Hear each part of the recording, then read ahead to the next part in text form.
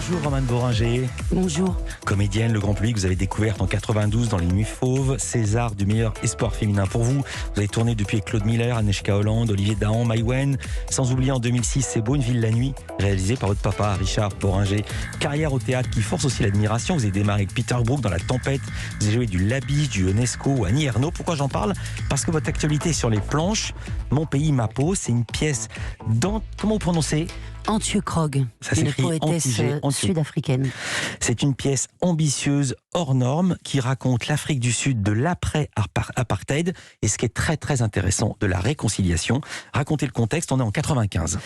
Alors d'abord, c'est pas une pièce, c'est un récit. Antje Krog, elle est poétesse et elle avait été engagée par la radio nationale sud-africaine pour couvrir la commission Vérité et Réconciliation en tant que journaliste.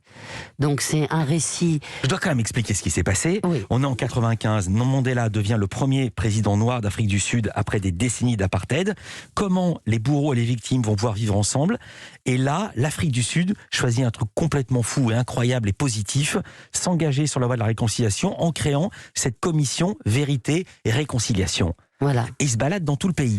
Ils vont dans tout le pays. Alors, cette commission était présidée par Monseigneur Desmond Tutu, qui est décédé il y a très peu de temps, et dont tout d'un coup, pour ceux qui ne le connaissaient pas, on a vu un peu ce visage et cette humanité dingue de cet homme. Donc oui, cette commission a été chargée de recueillir les témoignages et des bourreaux et des victimes, de les confronter. Pas dans une idée de représailles, mais dans une idée de reconstruction, pour faire que la vérité commune soit le socle d'une nouvelle société. On entend tout le monde, les noirs, les blancs, les riches, les pauvres, les victimes, les assassins. Je l'ai pas dit, c'est au Lucernaire jusqu'au 27 février. Pièce adaptée et mise en scène par les acheteurs. Alors je redis, c'est pas une pièce. Non, spectacle, c'est un récit et c'est une lecture spectacle. C'est-à-dire que avec Duke Coma, qui est mon merveilleux partenaire, on relate les extraits de presse de l'époque, les pensées personnelles de l'auteur, les témoignages qu'elle regroupe, les extraits de radio. Donc on est à table et on lit le texte d'Antje Krog, tout en l'interprétant un peu, bien sûr, il nous traverse, mais voilà, lecture spectacle d'un récit journalistique. Alors je dois dire que moi je n'ai pas vu le spectacle, mais j'ai lu le texte qui est absolument saisissant. Il y a des moments très forts, vous l'avez sous les yeux, Romane Boringer. Ça commence dans une société normale. Dans une société normale, on imagine tous qu'on est ici, la France, des villages, à la cool, pas du tout là-bas. Dans une société normale, si un enfant n'est pas de retour à l'heure, on se dit qu'il est encore chez des copains. Mais du temps de l'apartheid, on allait d'abord le chercher au poste de police, ensuite en prison, après à l'hôpital, et puis finalement à la morgue. Et ça, c'était le quotidien des gens là-bas. Et c'est pour ça que c'est si saisissant. Et pourquoi ça m'a vraiment intéressé? C'est parce qu'on leur demande de se réconcilier ensuite. Ouais, mais si vous voulez, quand Lisa Schuster, la metteur en scène de ce spectacle, m'a contacté, en fait, moi je connaissais un peu en fait l'existence de cette commission, pour tout vous dire. Moi je veux le dire, moi je l'ignorais complètement, voilà. Et je savais encore moins que Desmond Tutu avait été dans l'affaire. Ouais, il est vraiment l'homme qui a, on parle beaucoup de Mandela, mais il est vraiment l'homme qui a généré cette commission. Moi en fait, même avec toute mon inculture, mon non-savoir et ça, j'ai été traversé par ce dont parle le texte. À travers ça, c'est l'histoire très spécifique de l'Afrique du Sud, mais évidemment, comme les histoires très spécifiques, on espère qu'elle inonde le monde de sa lumière.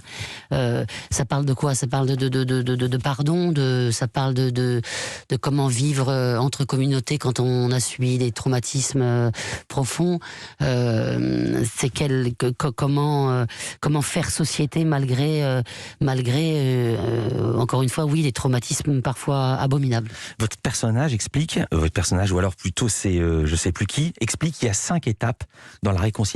Oui, c'est mon personnage, c'est Antje, c'est l'auteur. C'est c'est l'auteur. Enfin, c'est plus qu'un personnage, oui, elle a réellement existé, voilà ce que je voulais dire. C'est pas un personnage de fiction. Ouais, elle parle des 5 étapes vécues quand on est en phase terminale d'une maladie. Et elle les associe quelque part à ce qui s'est passé pendant cette commission, c'est-à-dire...